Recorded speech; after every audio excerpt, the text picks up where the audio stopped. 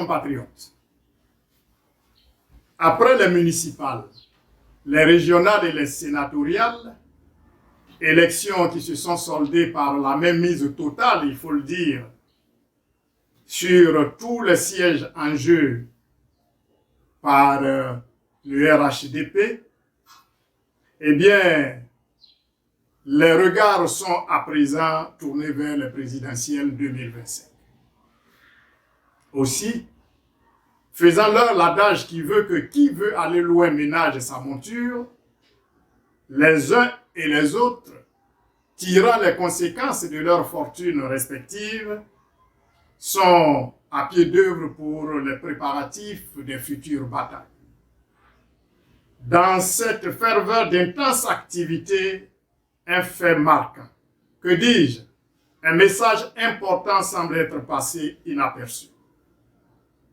En effet, auréolé de sa razzia qu'il considère comme un plébiscite et donc comme une adhésion populaire et massive à sa politique, le chef de l'État, pour respecter une certaine tradition bien ancrée dans la République, a procédé au remaniement du gouvernement après l'avoir cassé avec fracas quelques jours plus tôt.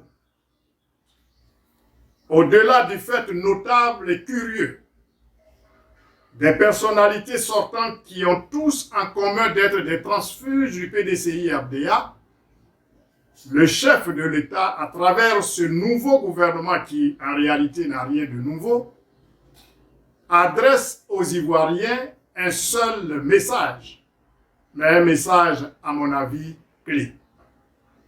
Un message, il faut avoir l'honnêteté intellectuelle de le lui reconnaître, bien en cohérence avec sa vision de la situation sociopolitique en Côte d'Ivoire.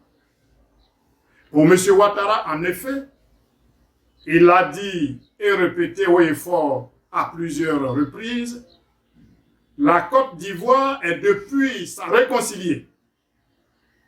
En supprimant donc, après avoir fait de même de la CDVR et de la CONARIV, le ministère symbolique restant de la réconciliation nationale au terme d'élections dont il regarde les résultats, je vous l'ai dit, comme un plébiscite, comme une adhésion massive et populaire à sa politique dans toutes les régions, politique qu'il a d'ailleurs opportunément baptisée de la Côte d'Ivoire solidaire, eh bien, M. Ouattara entend mettre là une croix définitive sur la question de la réconciliation nationale, qui du coup ne figure plus au rang des préoccupations et encore moins des priorités en Côte d'Ivoire.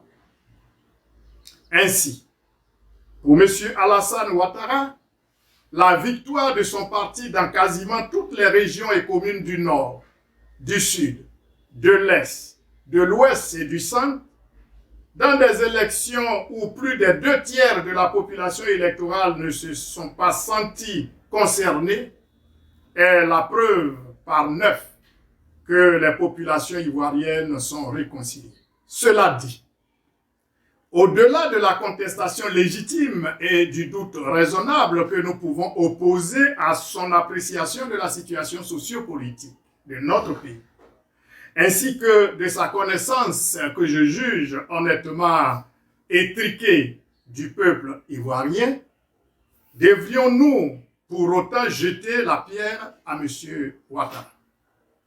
Qui a jamais cru en réalité que M. Ouattara, principal protagoniste des crises et tragédies répétitives depuis une trentaine d'années en Côte d'Ivoire, pouvait être la personne sous l'autorité de laquelle un processus de réconciliation pouvait aboutir? Qui a jamais cru sérieusement en Côte d'Ivoire qu'un protagoniste au pouvoir veillerait à un traitement équitable dans un processus de justice, qu'elle soit transitionnelle ou judiciaire? Eh bien, si d'aventure il s'est trouvé quelqu'un pour y croire, il a là sa réponse. Pour ma part, et vous m'en êtes témoin, car je l'ai régulièrement affirmé et réaffirmé, Il était évident, aussi vrai que nul ne peut être à la fois juge et partie, que tout protagoniste des crises qui ont conduit notre pays à cette implosion sociale ne saurait conduire avec succès le processus de réconciliation nationale.